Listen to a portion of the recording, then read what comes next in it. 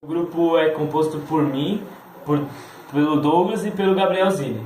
Bom, o nosso tema é fotossíntese, então a gente vai explicar um pouquinho do que é, para que serve, qual a sua função. Então, a fotossíntese é um processo realizado pelas plantas para a produção de seu alimento. Então, ela é feita de uma forma simples, com que a planta ela capta gás carbônico do ar e energia do sol para a produção de oxigênio. Falou, a planta ela produz seu próprio alimento através da fotossíntese, que seria constituída essencialmente pela glicose, que na medida em que ela produz a glicose, ela elimina o oxigênio. Bom, e essa glicose é utilizada na planta na realização de suas funções metabólicas, ou seja, seria seu próprio combustível, e sem ela seria impossível manter suas funções vitais. Termo que significa síntese utilizando a luz, é geralmente definida pelo processo que ocorre da absorção de luz e transformação de energia química.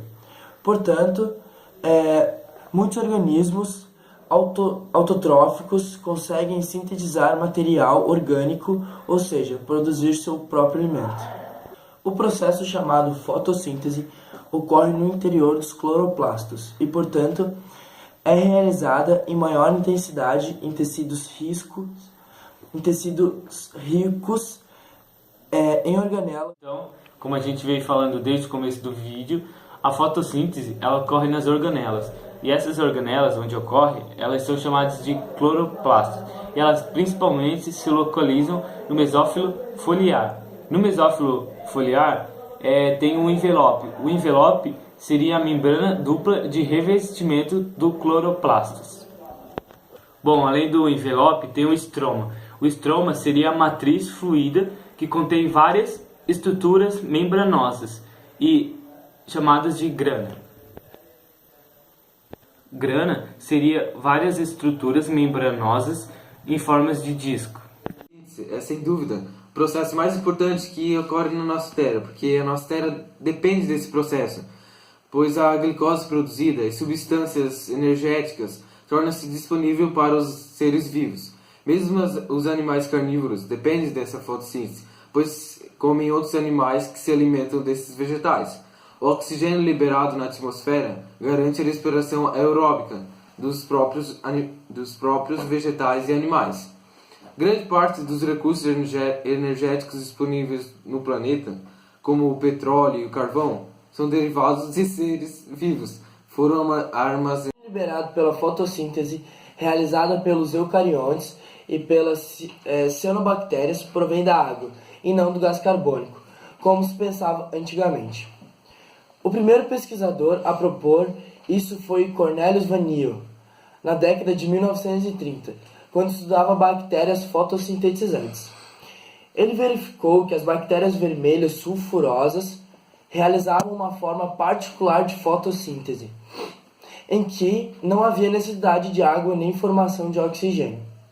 Essas bactérias usam gás carbônico e sulfato de hidrogênio e produzem carboidrato e enxofre.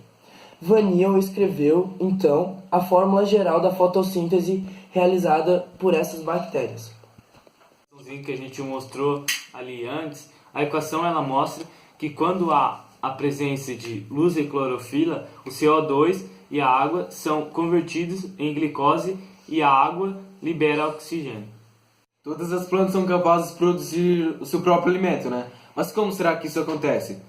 Que, como a gente já falou, é através da fotossíntese. Mas a gente precisa de 3 ingredientes básicos, que seria a luz solar, a água e o gás carbônico, que seria o CO2. Bom, na fotossíntese, as plantas absorvem a água e os sais minerais através de suas raízes e os transportam por meio de vasos condutores até suas folhas. E essa solução é chamada de seiva bruta. A fotossíntese é uma das principais fontes de energia da natureza, não só para os vegetais, mas para vários dos outros seres vivos. Sendo assim, os vegetais estão na origem da cadeia alimentar, fornecendo para os animais, entre eles o homem.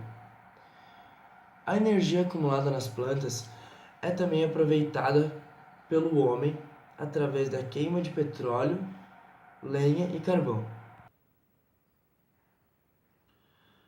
A tão conhecido o pulmão do mundo, a região amazônica era grande responsável pela manutenção dos níveis de oxigênio da Terra, sendo também chamado como pulmão da Terra. Porém, recentes pesquisas descobriram a existência de um novo pulmão, as águas marinhas.